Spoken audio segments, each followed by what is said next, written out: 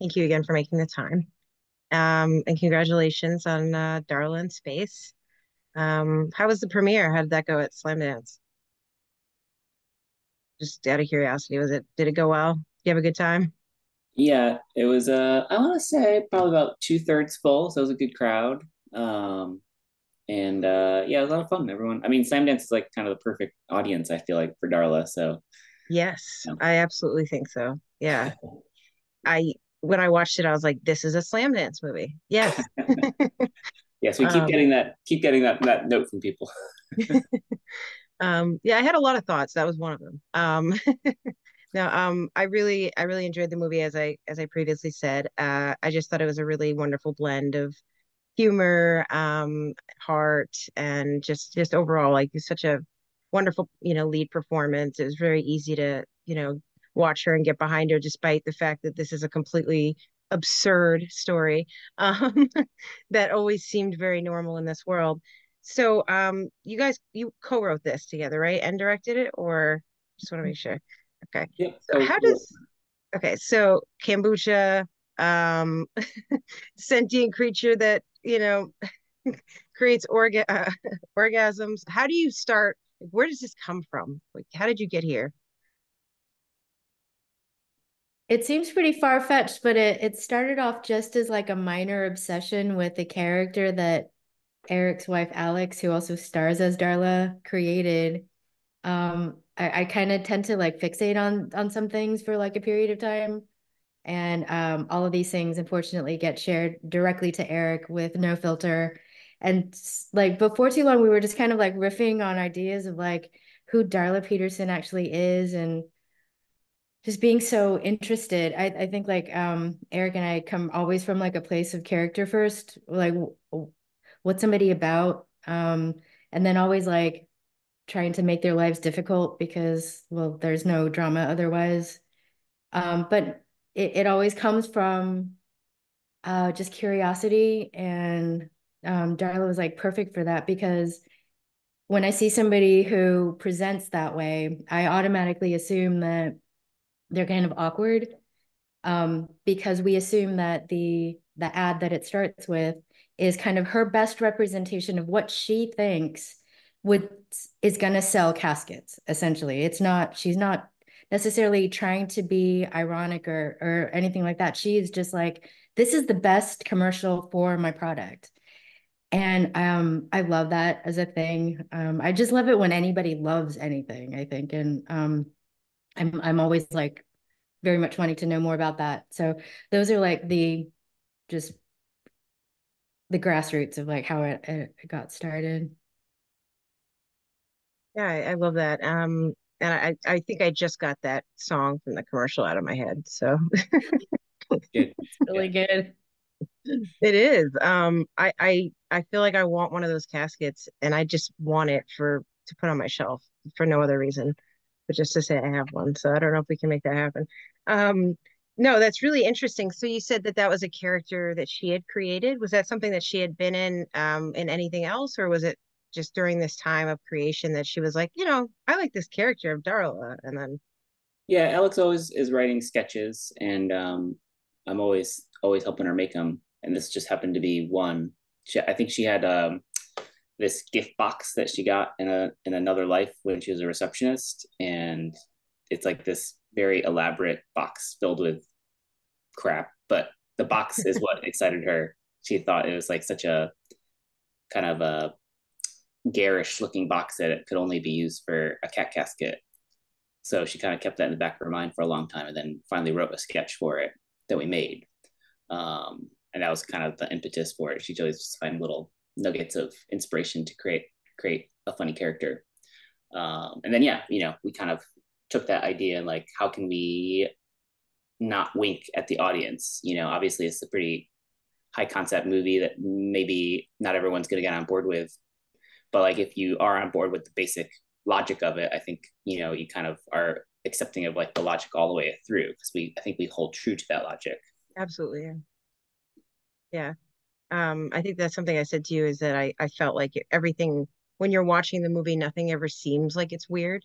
Like within the context, like the space of the film with it for the characters, which is really interesting. So you had Darla, you had her making caskets. So where did the rest of this come from? Was there something else random that made you think of this, or were you just like, what is the most absurd thing that I can come up with for this story? I think at the time when Susie and I were talking about Darla, we were both independently working with yeast-based products. I had been growing kombucha mother just for fun, and Susie had been doing bread. And one of us came across an article that was kind of like, what if yeast have been manipulating us over the years and not the other way around to create things? And that was kind of like a weird jumping off point of like, well, what if a yeast mother could like actually talk to you? Yeah, We just kind of kept going with that idea. And then orgasms, I don't really remember how orgasms got involved, but probably the same, along the same lines of being like manipulated, like our all our human impulses, great. and influenced by something else. Right. I mean, and orgasms are kind of the one thing that you can guarantee could result in more people that would then result in almost like more mediums for like yeast to do their thing. You know what I mean? So it's sort of Yeah, like we are incidental to the process, nevertheless necessary, but you know what I mean? They don't All care about makes the sense. orgasms part. Yeah. It's just we care about them desperately. right. Yeah. No, it makes perfect sense. Yeah. No, I think that's awesome. It's always interesting how these kind of kernels come together to form a story, especially one as such as this. And I actually really like the character of Mother. I thought I actually put in my review, I just kept putting Darla Peterson because I think that he must say it like I don't even know 100 times in that movie or something. It's I mean that sounds could be right. yeah. But he becomes, quite kind of, I don't want to say infatuated, but more like quite taken with her, over the course of the film. Did you try to make this as much of a character as you could, or I'm just wondering like how you wrote Mother, if you did, or if it was kind of natural into how it, came to be. I don't remember actually. I mean, I think that it started with the fact that Darla was going to be special. How is she going to be special? This yeast mother can communicate, but not with everyone. Let's like start from there. And then it kind of quickly became like maybe mother falls in love with Darla. Yeah. Yeah, Um, I think we always wanted to maintain a certain kind of unknowableness about Mother, mhm. a certain kind of alien quality to her, that you don't quite always know what she's thinking. So we can kind of maintain a certain mystery about her, like what are her intentions.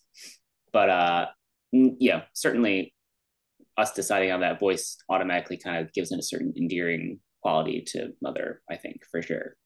Yeah. Yeah, it was like important that mother also go through her its own arc, Yeah. Yeah, and that mother develops preferences and a stronger personality as the thing goes.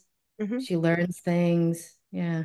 yeah. How can we do that without like anthropomorphizing her? Like I think a lot of that's kind of the Pixar thing of like creating a Right. sort of object and like they inevitably give it like human eyes or a human nose somehow or something that you can Right. kind of identify with in a very clean way. But like when you are just presented with a kind of a surfaceless, gross looking rubber mat, it's like how do you do that? Do you try to do that, or how do you Yeah. attempt? And is it even going to work? Yeah, is it even going to work? I don't know. Don't know. Yeah, Somehow it does. Yeah, I love that you stuck with that. What was it made of in the movie? Like, what did you use?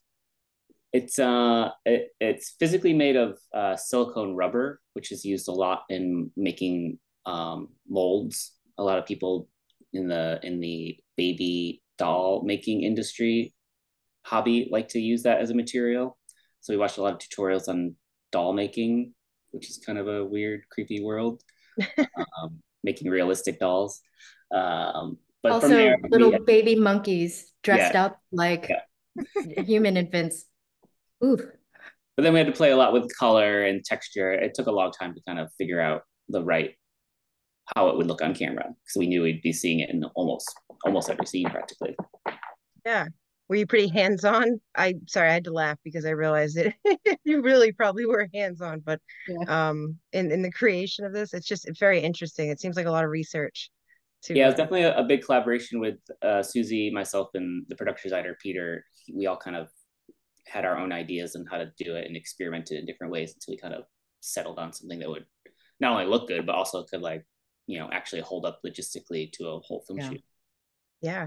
Um and I think that, obviously on the surface, there's like, it's high concept and it might not be for everybody, but there's definitely a lot of relatable themes, throughout.